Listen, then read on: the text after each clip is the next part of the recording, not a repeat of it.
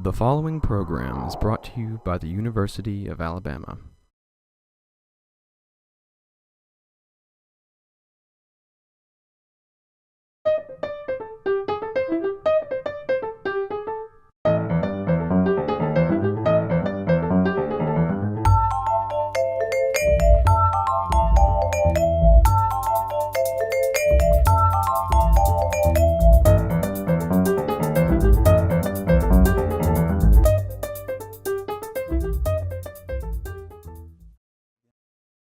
Rick Bragg's newest book, Jerry Lee Lewis, His Own Story, is an extended look at the life and career of the flamboyant rock and roller, from his fundamentalist upbringing in Louisiana right through to the present. Lewis still performs. Informed by months of interviewing with Lewis himself, this biography shows Lewis in all his musical genius and all his wild and eccentric behavior on stage and off. Bragg doesn't insist that we admire the Lewis who lived to excess, partied to excess, married 7 times, and once set his piano on fire, but he does make us see Lewis whole and come to understand him. I spoke with Rick Bragg in our studio in the Digital Media Center on the campus of the University of Alabama. Rick, good to see you again. Good to see you. Congratulations on the Jerry Lee Lewis book. I hear it is doing great and has made it a couple times onto the longer New York Times bestseller list. Yeah, how about that? Your books have an interesting sales trajectory sometimes. They get up to a very, very respectable rate per month, but they don't peak and fall. They tend to stay there. Mm-hmm. Mm-hmm. Do you have any idea why that happens? I think it'd just be remarkable taste in literature on the part of the reading public. I think it if you think about the thousands and thousands and thousands and thousands of books that are written for either vanity or are just so specialized that they never really have much of a commercial chance anyway. Mm-hmm. The fact that we could get up on the bestseller list by writing about, poor working folks from the foothills of the Appalachians is staggering. But to get on the bestseller list with Jerry Lee didn't shock me a real whole lot because I knew that his fans, which are all over the place, would certainly help. And he's close enough to my people. My people listen to his music in pulpwood trucks and old raggedy old Chevrolet Biscaynes, and they danced in their socks to Jerry Lee Lewis music. So I knew there was enough crossover to where, we might have a chance. But, man, you never know in this business. When I first heard about your book tour back in the fall, the first kind of printed materials I got said you were going to be in 40 cities. 40 or 50, something like that. Yeah. That can't hurt. I mean, that's putting that book out there. That must have been exhausting. It was, but it's funny. It's kind of like a don't want to do it, but don't want to not get to do it kind of thing. Well, you have a popular subject. God knows Jerry Lee Lewis is a household name, and you really do put a book out there. If you spend 10 weeks on the road, you're doing everything a publisher can possibly want. I hope they know that. Oh, I think they must. I hope they appreciate it. We'll send them a copy of the show. The origins of this book are different. When I, now 20 years ago or whatever, read all over but the Shoutin, I think this is a book that comes right out of the center of Rick Bragg. This is a book that he wants to write. It's about his mother. It's about his home place. This book came to you, if I'm not mistaken. How did you become the writer of the Jerry Lee Lewis book? Well, because I answered my phone when I probably shouldn't have. When I see that 212 area code, that either bad news or really, really good news. And is my agent and Amanda Urban. She's the best literary agent in the country, and she said, I think she was kind of hesitant or suspicious. She said, "Do you have any interest in doing a book on Jerry Lee Lewis?" And I've joked that maybe I should have went and hid under the bed. But but I thought, how could it be dull? I mean, he really did make Elvis cry. He really did shoot his bass player in the chest with a .357 Magnum. He really did crash his car drunk into the gates of Graceland with a loaded pistol and a half bottle of champagne. He really did hit fans in the face with the butt end of a microphone stand if they tried to step up on his stage. And he really did marry his 13-year-old cousin, and his career plummeted. And instead of fading away, he got in a dusty Cadillac and drove across the United States playing honky-tonks. Yeah. And in some ways, he still is. Night after night. Yeah. Yeah. You're, in the introductory material to your book and in conversations we've had, this book was two questions. One, well, let me back up and ask the second one first. What was in this for him? Why did he want this book written? I think he wanted to have his say. I think we all kind of get to a point where, we just want to have our say. And Jerry Lee has been written about and talked about, movies and, documentaries and sometimes he agreed to those, sometimes he didn't, sometimes he was drunk. And this was his chance in the autumn of his life. So you went there. You went to him. Right. I went to Nesbitt, Mississippi. And over a period of 2 different summers, you sat at his bedside? You sat in his bedroom and interviewed him? Yeah, he was not doing well. Can you describe that? What was that like? It was a little surreal. I mean, because this is not he ain't like us. He's different. He, I knew when I pulled up to the gates at the Lewis Ranch in Nesbitt that it was going to be a different experience, because I was pull up to these big iron gates. I got a piano on them, of course, and these are the same gates where Jerry Lee and his new wife Judith said they saw an apparition that they believe was Elvis floating over the gates. So, this is going to be different. And pull through the gates, and I'm set upon by a pack of dogs. Went in the front door and was set upon by a much smaller pack of chihuahuas. You ain't lived till you've been bit by a chihuahua in Jerry Lee Lewis's house. But, he was not able. He has suffered, just in the frame of the interviews, the time frame of the interviews. He had suffered pneumonia twice, crippling arthritis in his back that made it impossible to stand or even sit for very long. He had shingles. He had a compound fracture in one leg that almost killed him. He was in intensive care 2 or 3 times, maybe more. So he was unable to we weren't going to take a stroll around the grounds. So he lay in his bed in his dark bedroom where so much history has passed. And, bullet hole here and there. Why is he heavily armed in his bedroom? Well, if you're Jerry Lee Lewis, you never know what's going to come and get you in the night. So he had a loaded .357 under a pillow, but he also had a small arsenal in his chifforobe. Everything from a what appeared to be a water buffalo gun to a automatic weapons of several types. There was a Bowie knife sticking in one door.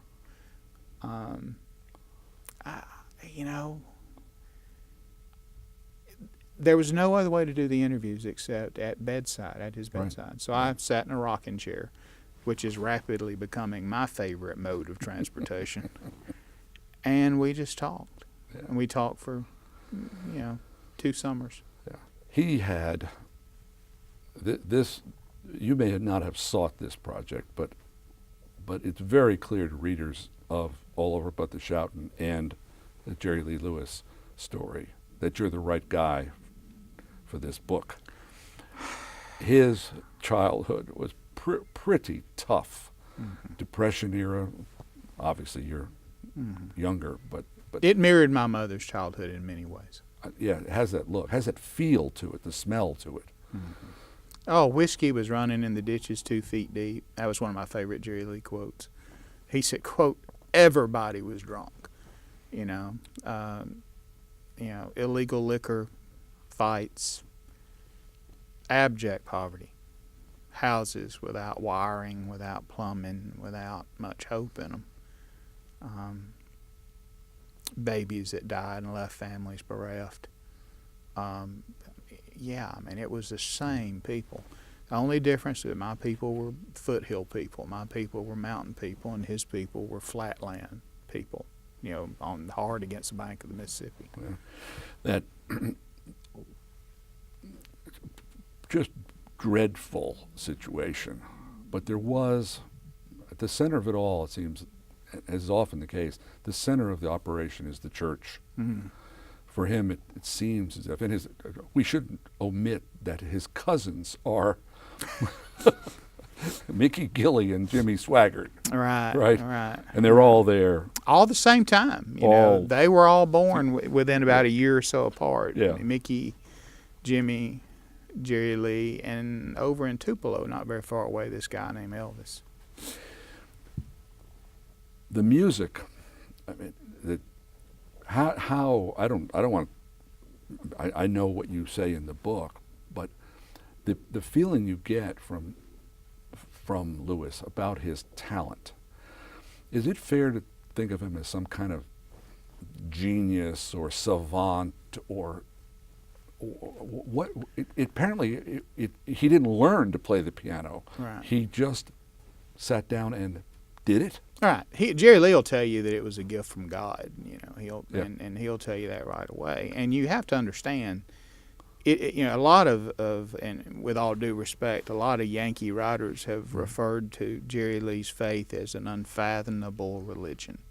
And I think that they say that because, if you go to the Episcopal Church or you're probably not going to see somebody get happy, be filled with the power of the Holy Ghost, and start, walking the backs of pews or spinning in a circle or speaking in tongues. You're probably not going to see that.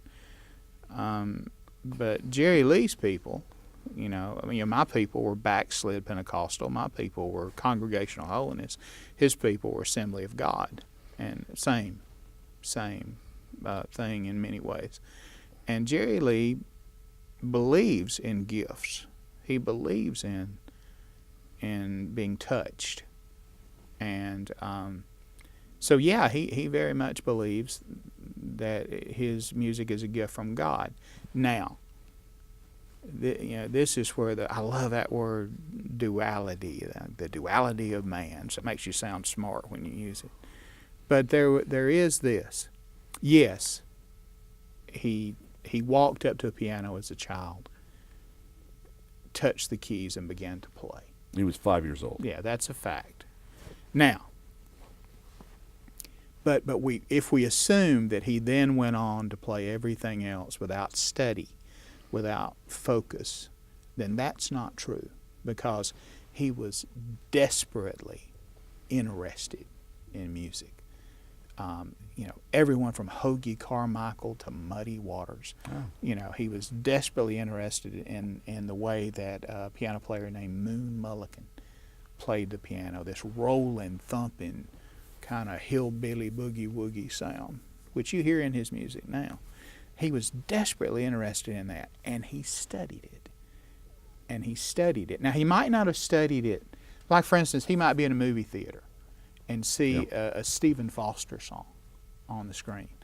Well, he'd just get up out of his seat, leave his girlfriend or his popcorn, and pedal home on his bicycle and play the song better than he heard it on the screen, because he has an obsession with music. Look, Jerry Lee loves a lot of things. Loved women,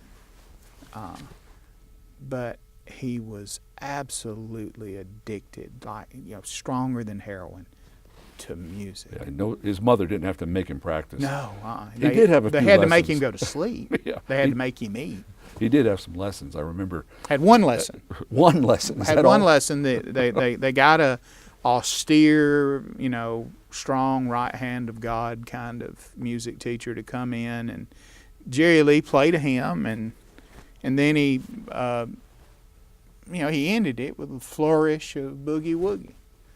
And the piano teacher, and Jerry Lee was real small at the time, and he does this boogie woogie, and the piano teacher almost slapped him off the bench and said to Jerry Lee, "Well, I guess you'll never do that again." And how colossally wrong can a person be? If he'd done it when Jerry Lee was 12 or 13, Jerry Lee probably would have killed him. But he did it when Jerry Lee was small, and he's pretty wrong. How can I not do this? Jerry Lee would have killed him. Jerry Lee's nickname is The Killer. The Killer. And I had no idea how he got the nickname. I just assumed he'd shot one of his neighbors. Well, he did shoot his bass player in the chest, but But that's not it, is it? No, it's actually very sweet, Yeah. or as sweet as such a story can be. But it's a great story. Yeah, I mean, I didn't know. I thought he got it from his terrible reputation of violence, involving all manner of people. But no, he was in grade school, and he was. I can't remember which grade exactly he was supposed to have passed on to in the fall, but he didn't, because he didn't go to school the year before. He would go to the school, but then he would immediately head to stand outside a beer joint and hear music, or go to a river and lie on a creek bank. If there was some way to waste the day, he would find a way to do it. So they didn't pass him, and he went to the school, went to the room he thought he was supposed to be in, and the teacher said, "Son, you didn't pass. You have to go back a grade." And Jerry Lee said, it embarrassed him. So he said, I'm going to sit right here. This is my seat. And the teacher thought that thought he had any other boy. Thought he would pick him up and physically move him and Jerry Lee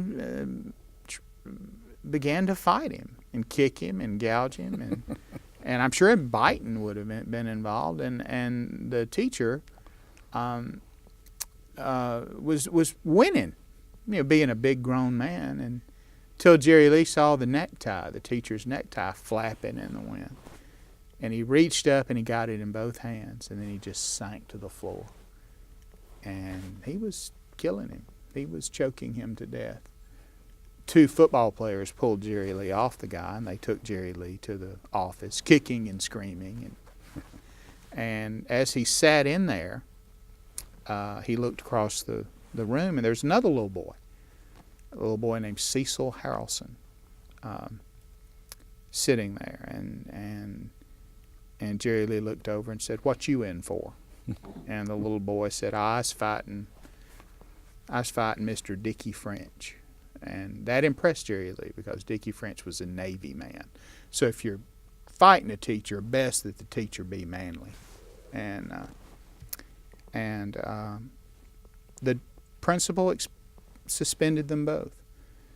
And as the 2 little boys walked out the door and down the aisle, Jerry Lee went one way and Cecil Harrelson went the other. And Cecil said back over his shoulder to Jerry Lee, "We'll see you later, killer." And it's no more ominous than that. He was in his 7th grade or 6th grade or something. "See you later, killer." Yeah. And it stuck. And those 2 boys would be friends most of their life. Was Jerry Lee Lewis like Elvis in the sense that he tended to trust most of the people that he had known as a child? Because Elvis kept those old high school buddies with him right until the end. They were very different personalities. Jerry Lee came to see Elvis and understand that they liked each other, But Jerry Lee came to see Elvis as somehow damaged, somehow weaker certainly than Jerry Lee. And Jerry Lee Elvis had a beauty in him. Let's face it. Elvis just had a beauty, a physical beauty a sweetness in him that women just cleave to. Jerry Lee was a swinging tire iron. Jerry Lee was a blunt instrument. Jerry Lee was, as I think Tennessee Williams would have said, he was a balled up fist, smashing, pounding, driving. That was Jerry Lee. And so Jerry Lee loved Elvis for his talent. And they were alike in what they accomplished. They were there at the birth of rock and roll. So they were going to be brothers. Sure. But Elvis would have been the brother that Jerry Lee would have had to beat someone up over. And they spent time together. They liked each other a great deal, but they were different. Yeah, in your research, you had all those hours and hours and hours talking to Jerry Lee Lewis, and I know you read a good deal of what. I mean, there's a shelf of books about Jerry Lee Lewis. Did you kind of get into that? Was that important? It was. I mean, there have been so many stories, and so many versions of stories that the editor and I were talking once, and he said, what we've got the guy, Yeah. and we need to take advantage of that. Right. And that was, I think that's what made the book. It was not just having Jerry Lee, but having Jerry Lee at a time in his life where you look down that road. Well, you may get yet another version of the story, but if you do, you're getting the last version, and you're getting it from the man himself. Yeah. Did you have to listen to a lot of music? Oh, yeah, God. That must have been fun. We had 200 pounds or so, maybe more than that. I cannot remember exactly, but of just documents, But the music, the editor, Calvert Morgan at HarperCollins, is a huge Jerry Lee Lewis fan. And he knew every song that Jerry Lee had played and which versions he'd played. So he gave me, and I realize I'm showing my age and my lack of technological understanding, but he gave me one of them iPods, Yeah. And on it was every song, and I just plugged it in to one of those, because I don't like those earbud things, so I plugged it into one of those little fancy docking things, that you put it in, and I listened to Jerry Lee do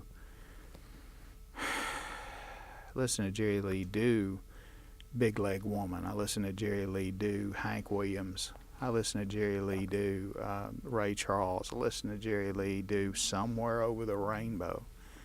I listened to him do Charmin' Billy.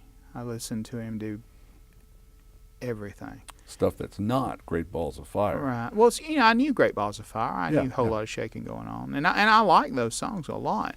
But if you want to hear Jerry Lee Lewis at his best, listen to him play honky tonk. Listen to him play pure honky tonk. Right. And I would listen to it as I wrote, and it provided a wonderful backdrop for it. One of my favorite things was the recording of when he first met Elvis, and it's a recording of he and Elvis and Johnny Cash and Carl Perkins. Yeah, that's a great photo. And a bunch of other folks in Sun Studios in the late 50s. And Jerry Lee had, and you don't hear this. I asked Jerry Lee, I said, what happened before they started taping? And he said, well, Elvis came in, he had on this chocolate-colored sport jacket, and he had this beautiful, beautiful Las Vegas showgirl named Marilyn Evans. And I wrote in my chapter that, she was almost as pretty as he was. And Elvis was the most famous man in the world right then, in that moment, the most famous man. 1956, what? Right. And he pulls his white Lincoln Continental convertible in behind Jerry Lee's red Cadillac convertible. And he strolls in the door with a showgirl on his arm and says, "I've been meaning to meet that piano player." And you just imagine what that meant to Jerry Lee, you know. But Jerry Lee can't be humble. He just can't. And Elvis, you know, they're Southern boys, so what are they going to talk about? They're going to talk about cars. So Elvis says, "Is that your car out front? Man, that's a beautiful car." And, you know, Jerry Lee says, "Well, you know, I try to keep a good car," like he was born in a Cadillac. Yeah. And it's those little things like that that to me were more fun than the monumental, you know, exchanges and things. Well, that scene, which I think we all want to believe was a kind of a miracle, a spontaneous event, did Sam Orchestrate it? Yeah. Was that a setup? Did he arrange for them all to end up in that room at the same moment? Well, it's like a lot of things. It was it started out, no. I mean, Elvis called and said, "Sam, if you're there, you're going to be there, I'm going to come by and say hey to the boys." Uh-huh. And because it was different then, you know. I doubt very much if that happens nowadays with the most famous person in the world. But Elvis... So Sam Phillips walked over to Jerry Lee and said, "Elvis called, said he's going to be here in a little bit and, you know, wants to meet you." Right. That was honest. All that was honest. And Carl Perkins was there. He was recording a song called Matchbox. And but you know, Sam Phillips, the kingmaker, is no idiot. So he made 3 or 4 phone calls. First he called Johnny Cash, who was his other star, the other stud duck in this quartet of great talent. Said, "Get down here. Get down here now." So, you know, Johnny comes down. And then Sam Phillips called the media. Called the Memphis Commercial Appeal and got to have somebody come and take the picture and photographers and I think there was even a wire service call made and all those, and then he put on tape. So the whole afternoon, not the whole afternoon, but much of the afternoon is on tape. Right. We can go back to talking about Jerry Lee Lewis, and if there's one thing that people who don't know anything else, the one thing they know is he married his 13-year-old cousin. Right. Why did he do that? And well, didn't he know people were going to be upset? Well, you know, you got to understand, you know, again, it's Jerry Lee, and Jerry Lee does what he wants to do. He does what he wants to do, and he wanted to marry her. Mm-hmm. He's always done what he wanted to do, and he has never thought about repercussions. There are 2 sets of rules in the world. There are the Jerry Lee rules, and then there are rules for everybody else. And I guess I've been accused by some people of trying to live that way too, but you know, but he believes that the force of his talent, that people will make exceptions for him. And he ain't too far wrong. And they're not too far wrong. She was not his first wife. No, he'd been married a couple times before. Right. Yeah. He was married very briefly, kind of almost a young person's mistake, and it. Right. Then he married Jane, who he said, quote, could hit like a man, and used to pelt him with Santa Claus figurines. Top that. But Myra was, you know, a third cousin. Jerry Lee was living in the home with her mom and dad as he tried to make it big in Memphis. And she was there as he did make it big in Memphis. I think he had to get like someone to stand in for her to go get the marriage license, but well, it couldn't have been legal. She was too young. Oh, legal is such a Yankee expression. It really is. Yeah. You know, there's legal, and then there's what you can get by with.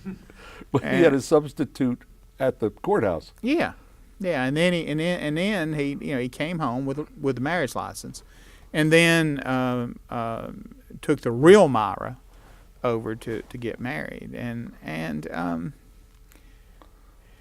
you know that.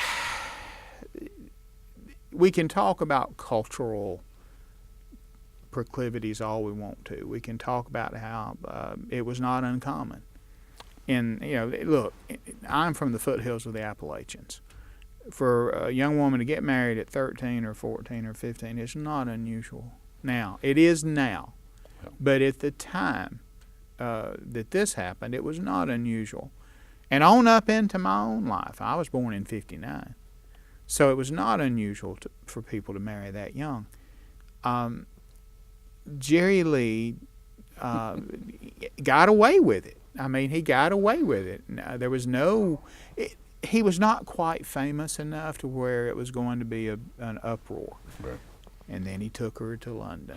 The uproar will come Right. in Britain. Right. But before we even go to Britain, she was his third cousin, and people made a great fuss about that. But really, third cousin. That's almost like nothing. a passing acquaintance. That's a stranger. I mean, that's a stranger. That's like that overseas relative you only hear about every now and then. But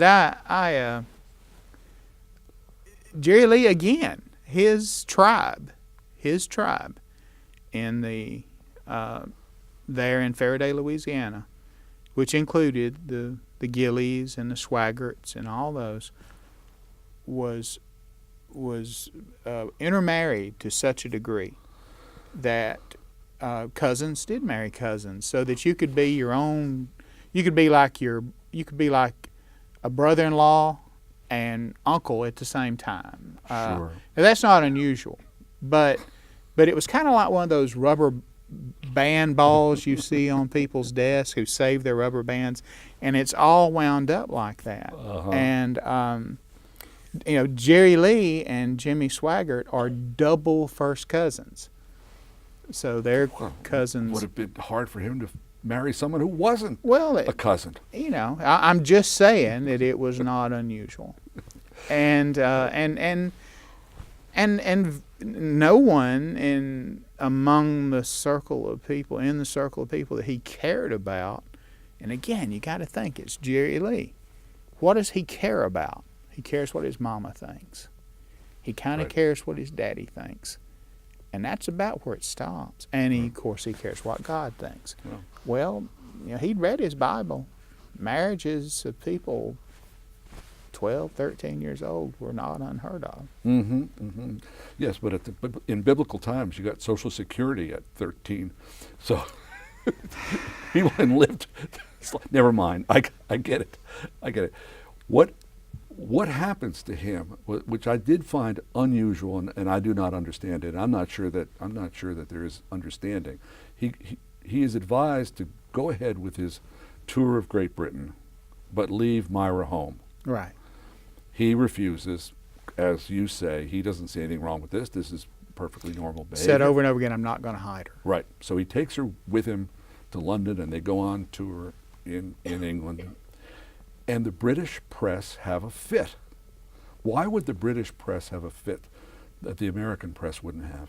Well, for one thing, it wasn't very widely known.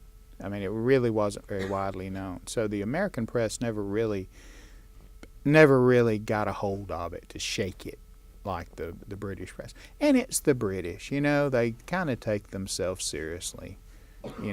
After that, Napoleon thing and then after World War II and the Blitz, and they had a right to take themselves seriously.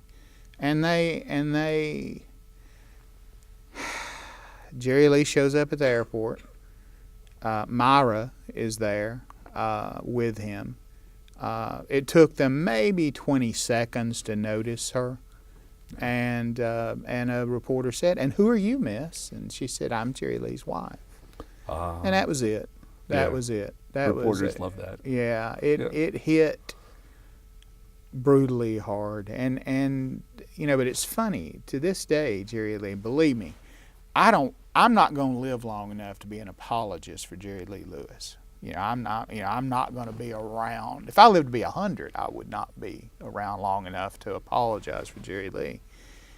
The fact that Myra was 13 shocked and appalled a lot of people on both sides of the Atlantic. But the British turned it into sport. They turned it into sport. Sure. And it became headlines like what you would think were made up,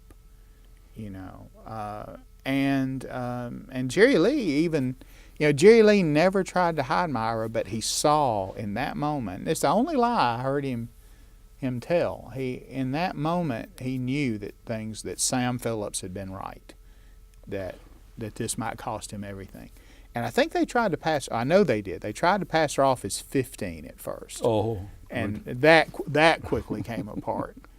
And the press just had a wonderful time savaging Jerry Lee. And and things like, for instance, for some odd reason, no one in Jerry Lee's entourage who might have been looking out for him. And again, that's a full-time job, but they just made it worse.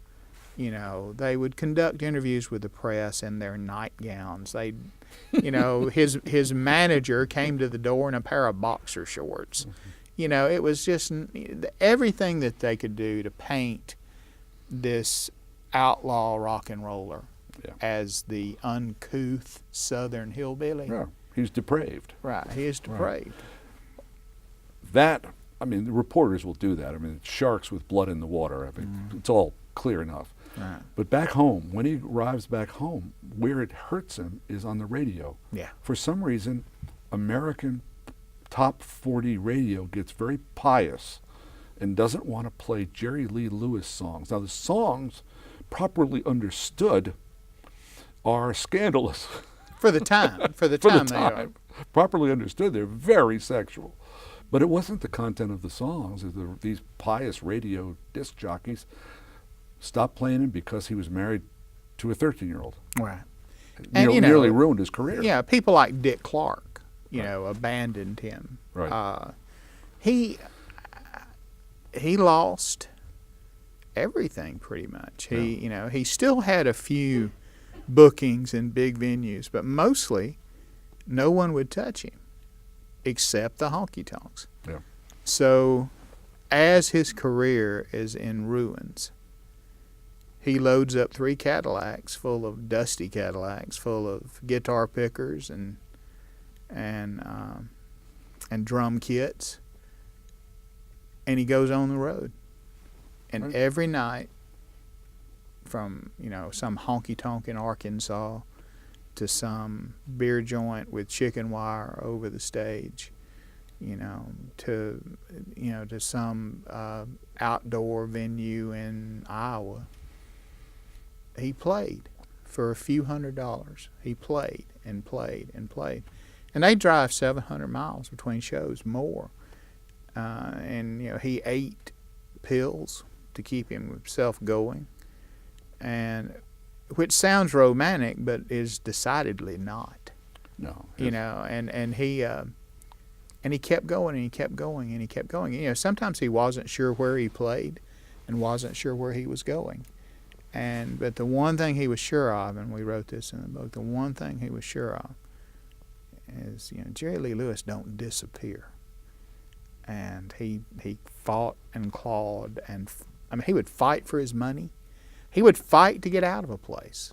Knife fights and fist fights and gun fights.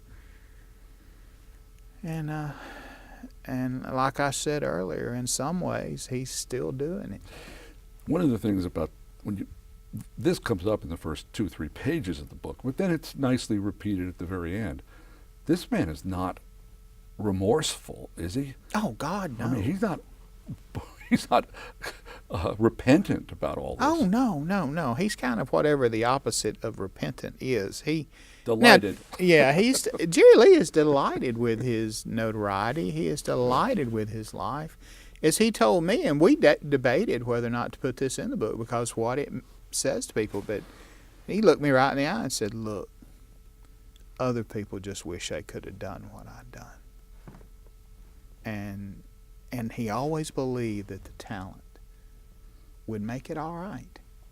And he said, you know, people look at him and say, "Is that to him? Is that guy that married that little girl?" Mm-hmm. Well, forget about it. Let me hear that song. Right. Well, nobody cares whether Shakespeare was nice to his wife. I mean, he wasn't. We don't know, but we don't care. He wrote Hamlet. Right. That kind of talent will out.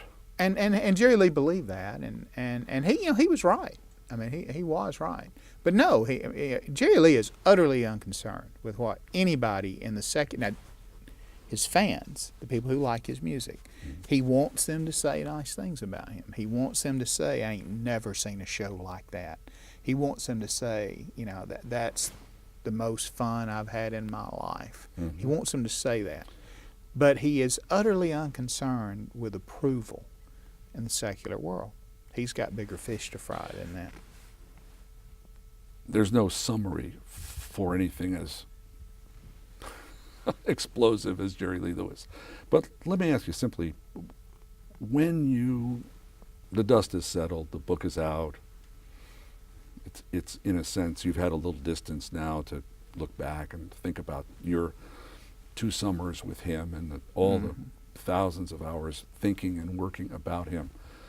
Finally, you like him? Is he a guy you want to spend time with? Is he a nice fella? What is it? How would you, in some fashion, summarize it? Well, no, he's not a nice fella, but I like him. You know, I hope people say the same thing about me. Not that I'm not a nice fella, because we all know I'm a wonderful human being. But I think that, yeah, I like him because, well, the great thing about Jerry Lee is he truly lives day to day caught in that place between heaven and hell. He believes in hell. He believes in it the way that he believes that walking in the river will get him wet. He believes in it. And he fears it. He fears it. But as he sat down to do this book with the idea that I want to have my say, even as he said that, he didn't care what I thought. He didn't care what I thought. He don't care what you think. He doesn't care. He just doesn't care. And there's something very appealing about that. He loved his mama, you know, and he recognizes in other people flaws that you know, like nothing made him happier than me telling him a story about one of my own stupidities. You know, stupid thing I did, some fist fight or turning a car upside down, or nothing made him happier than that. So if ever the conversation was lagging, I'd just pull one of my own skeletons out of the closet and shake it. and he loved that. But, you know, and he recognizes that in all of us, and this is where he's a lot smarter, this is where he is a thinker. He recognizes that in all of us is a piece of Jerry Lee. In all of us is a piece of Jerry Lee. And, you know, when I was done with the book and I got up and I shook his hand, he was still laying in the bed. And, again, scarred and wounded and you know, short of breath and in pain. And you know, I shook his hand and said, "I'll try to write you a good book." And he said, "I know you will, killer." And so he knows that there's a little bit of Jerry Lee in all of us. Well, that book came close to killing you. So I'm happy to learn that you have not signed up for another big project at this time. No, God, but no. you're doing a lot of short things, and I want to spend our last 10 minutes. One of the things that you're not, I don't know if people know about this or not, but you do a lot of magazine writing. You do as many as much as I can. You do as yeah. many as 20 or 25 a year? I probably do about 20. A year? Yeah, maybe not quite that many. We do, every month we have the back of the book column in Southern Living, Right, and right. people are always surprised that such a reprobate as myself would be in Southern Living. But they let me write things about being Southern. I don't want to be a cliche, so I avoid the cliches. I write about things that make us Southern beyond the cliches, and I love doing that. But you've written for the Southern Living, Yeah. the back essay, that's hugely successful. We've been lucky with that. I mean, subscriptions to Southern Living went up after your column started to appear. Well, I didn't know that. But there's no accounting for taste, is Well, there? I've been told by your editor that this is the case. Right. But you're publishing in the course of a year or two in a dozen different magazines. Well, I don't know about a dozen, but like for instance, sometime back we did a piece for Sports Illustrated that gave me a chance to write about the culture Right. of not just Alabama football but Southern football. Yeah. And Nick Saban's entry, and that becomes one of their, in the 60-year history of the magazine, that becomes one of their 60 favorite stories, and that tickled the heck out of me because I grew up with that magazine. So I love doing things like that. I write stuff for ESPN. I've written for Smithsonian. I write for, you name it. Garden and Gun, Garden and Gun Law. Reader's Digest, Yeah. Gourmet. Yeah, I wrote about why I love mayonnaise. Why do you love mayonnaise? Don't everybody love mayonnaise? No, Except them healthy people. Yeah, the healthy Eat people. a lot of mustard. but I don't think of you. You're not a cook. No. Are you a cook? No, I can cook. I can cook 3 things. But you write for Gourmet magazine. One would assume a kind of level. I'm a James Beard Award winner. I know that. Yeah. You Yes. don't have to cook. You just have to eat. You just and in this case, I've never done brain surgery either, but I could write about it. But well, that's my point.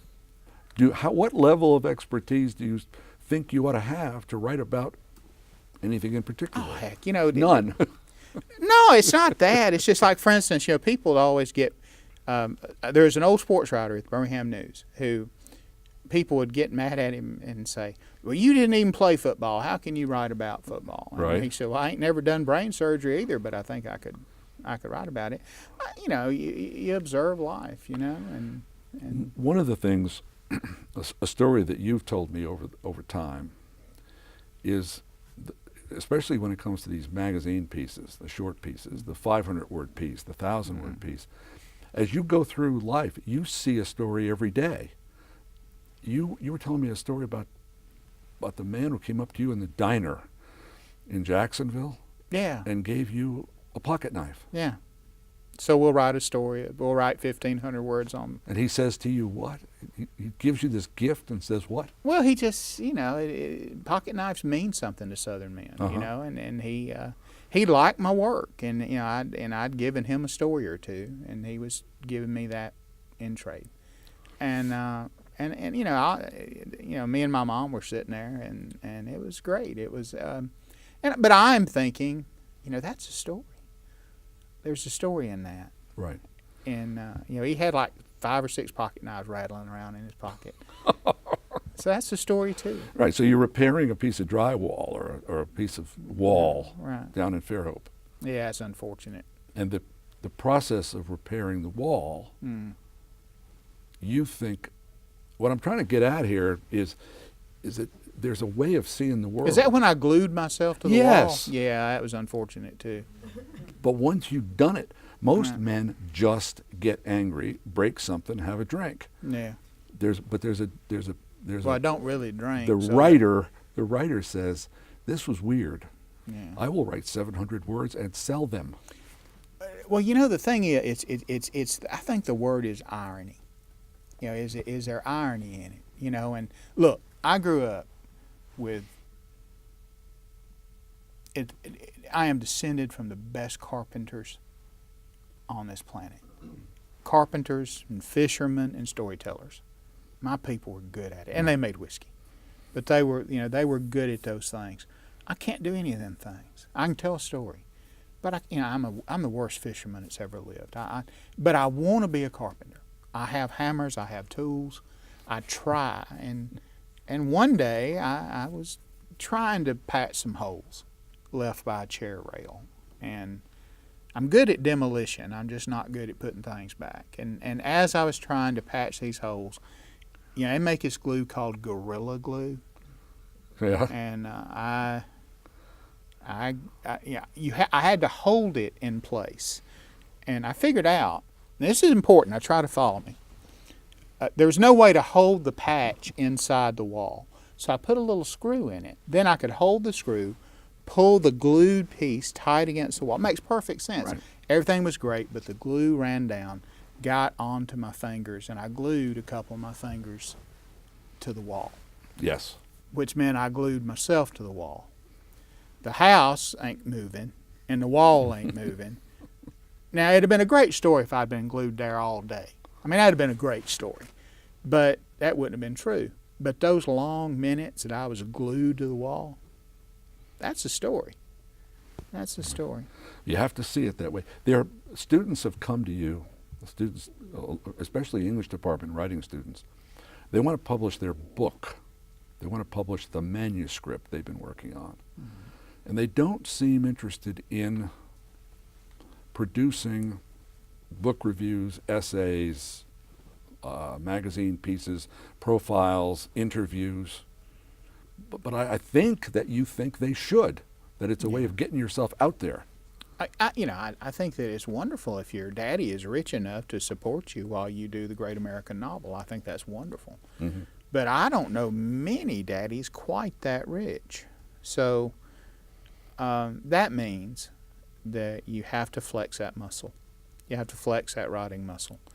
And so, if you don't do magazine pieces, if you don't find an outlet for it, and also you build a name that way.